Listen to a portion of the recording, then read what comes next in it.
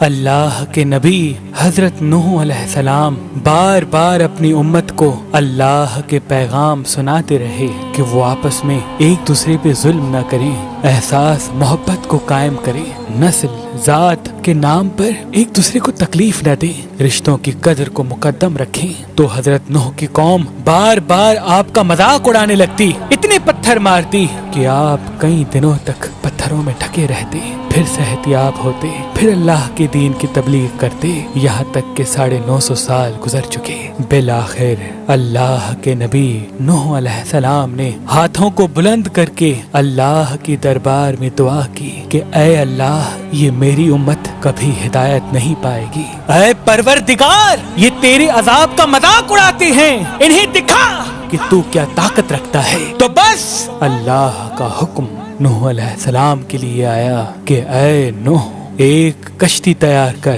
اور اس میں پورے جہان کے چرند پرند کو اور ان انسانوں کو شامل کر جو تم پہ ایمان لے آئے۔ تو یوں اللہ کے نبی حضرت نوح علیہ السلام نے درخت اگائے اور کشتی بنانے میں لگ گئے۔ وہ پوری قوم ہنستی رہی اور نوح علیہ السلام اللہ کے حکم کو تسلیم کر کے اپنے فعل میں مصروف رہے۔ تقریباً 100 سال کے بعد وہ کشتی تیار ہو گئی اور نوح علیہ السلام تمام چرند پرند کے جوڑوں کو ان کشتی میں سوار کر ہی رہے تھے کہ اتنی دیر میں سانپ اور بچھو آپ کی خدمت میں حاضر ہوئے اور کہنے لگے، اے اللہ کے نبی، اس نجات کی کشتی میں ہمیں بھی سوار کرو۔ اللہ کے نبی نوح علیہ السلام نے فرمایا، تم تو انسانوں کو تکلیف دیتے ہو، ان کو کاٹتے ہو۔ تو یوں سانپ اور بچھو رو کے اللہ کے نبی سے عرض کرنے لگے کہ اے اللہ کے نبی، آپ ہماری نسل کو بچائیں، ہم آپ سے وعدہ کرتے ہیں کہ جو بھی انسان سلام علی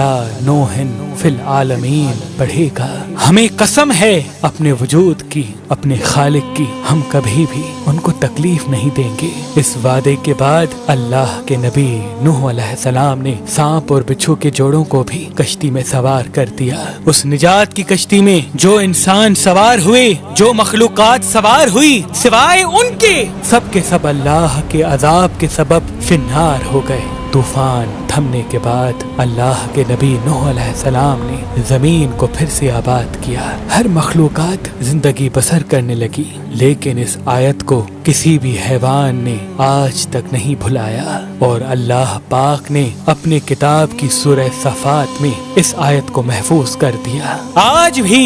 جنگل بیابان میں جب بھی کسی سانپ، بچھو یا حیوان کے سامنے جب اس آیت کو پڑھا جاتا ہے کہ سلام علی نوح